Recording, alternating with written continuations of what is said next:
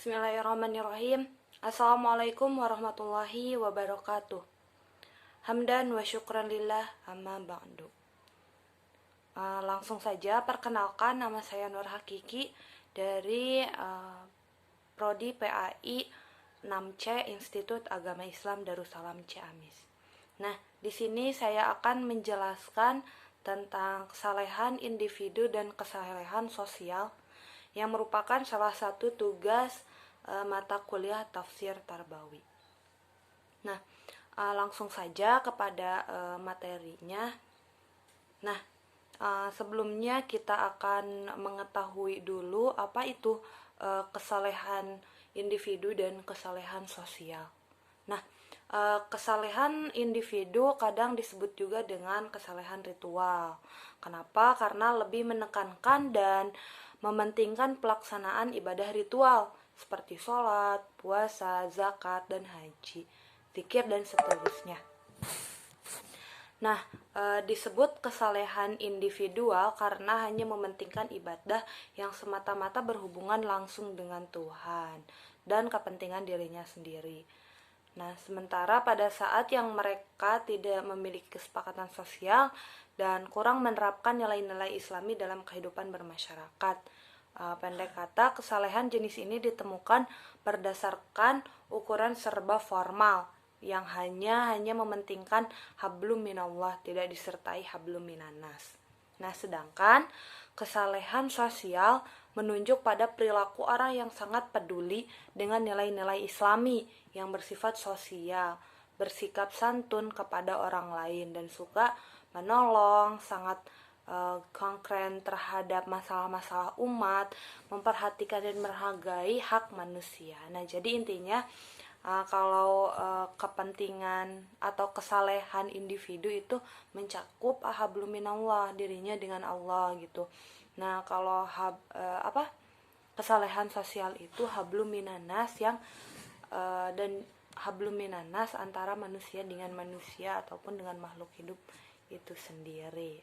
Nah, sekarang saya akan menjelaskan tentang tafsirnya mengenai tafsir Al-Qutubi, Quran surat Al-Furqan ayat 63. Ini yang berkaitan dengan kesalehan individu dan kesalehan sosial.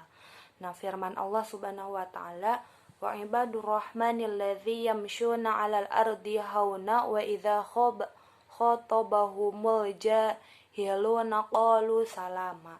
Yang artinya, dan hamba-hamba Allah yang baik dari Tuhan yang Maha Penyayang itu ialah orang yang berjalan di atas bumi dengan rendah hati apabila orang-orang yang jahil menyapa mereka. Mereka mengucapkan kata-kata yang mengandung keselamatan. Quran surat Al-Furqan ayat 63.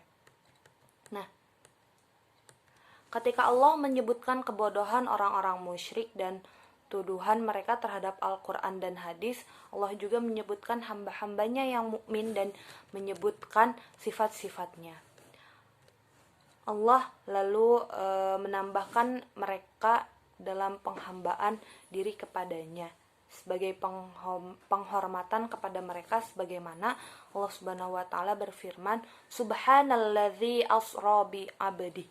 Maha suci Allah yang telah memperjalankan hambanya pada suatu malam. Nah, sedangkan orang yang sebaliknya, maka dia termasuk seperti yang dinyatakan dalam firman Allah yang tadi. Ulaika kal an'ami bal hum adhal. Mereka itu seperti binatang ternak, bahkan mereka lebih sesat lagi. Maksudnya, dalam hal pengambilan pelajaran, sebagaimana yang dijelaskan dalam surat Al-A'raf, seolah-olah Allah berkata, wa ibadur rahmani humul ladzi yamshawna 'alal ardi, dan hamba-hamba Tuhan yang Maha Penyayang itu adalah mereka yang berjalan di muka bumi. Akan tetapi lafadhum, mereka dihilangkan. Hal ini sama perkataanmu. Itu Zaid adalah pangeran. Jadi al-ladzi dalam khobar mubtada mahfud, demikian yang dikatakan oleh al-Fasi. Ada yang mengatakan bahwa khobarnya adalah firman Allah di surat, yaitu ulaika yuzaunal urfata bima sabaru. Mereka itu orang yang dibalas dengan martabat yang tinggi dalam surga karena kesabaran mereka. Quran surat Al-Furqan. Nah, selanjutnya pada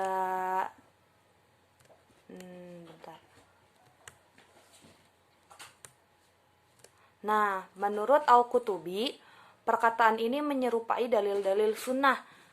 Dan kami telah menjelaskan dalam surat Maryam, para ulama berbeda pendapat tentang diperbolehkannya mengucapkan salam kepada orang kafir karena itu tidak adanya tuntutan nas. Wallahu a'lam.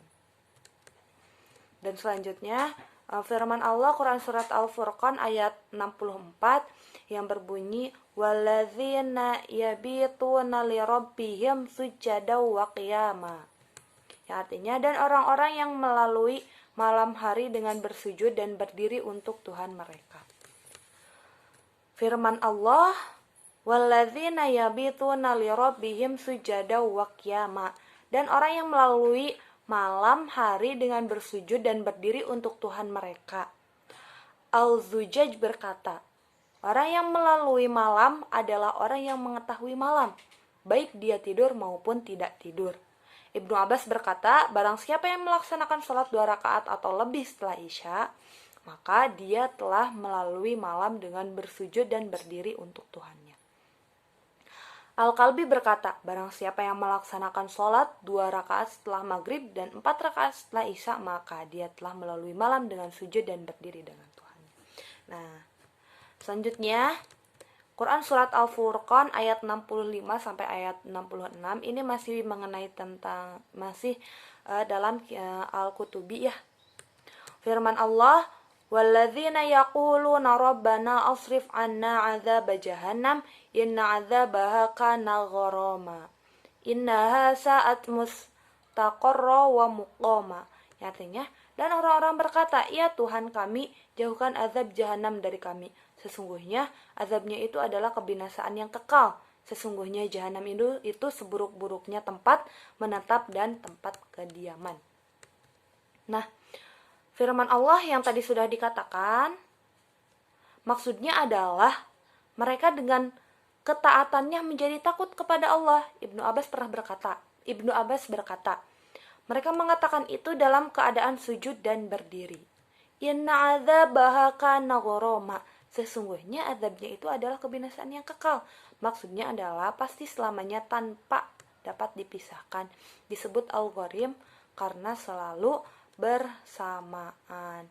Ada juga yang mengatakan fulan mughrab bi kadza atau lazim lahu terus menerus atau mu'lilahu ketagihan melakukannya.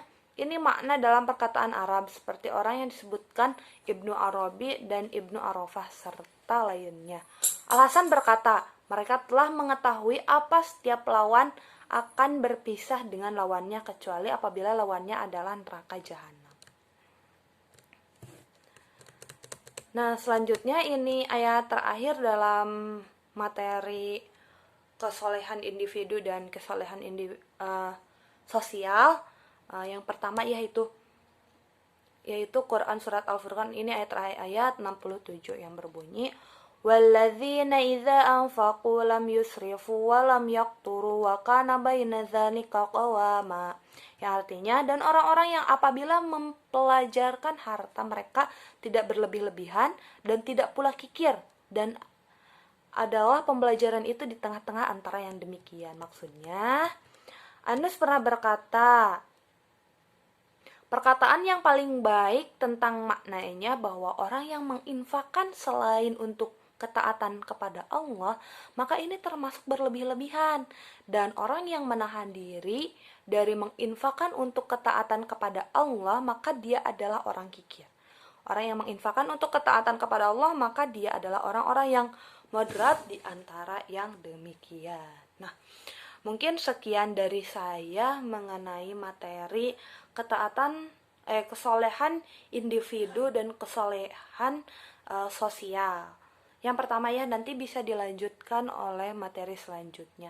Sekian dari saya, mohon maaf bila banyak kesalahan. Wassalamualaikum warahmatullahi wabarakatuh.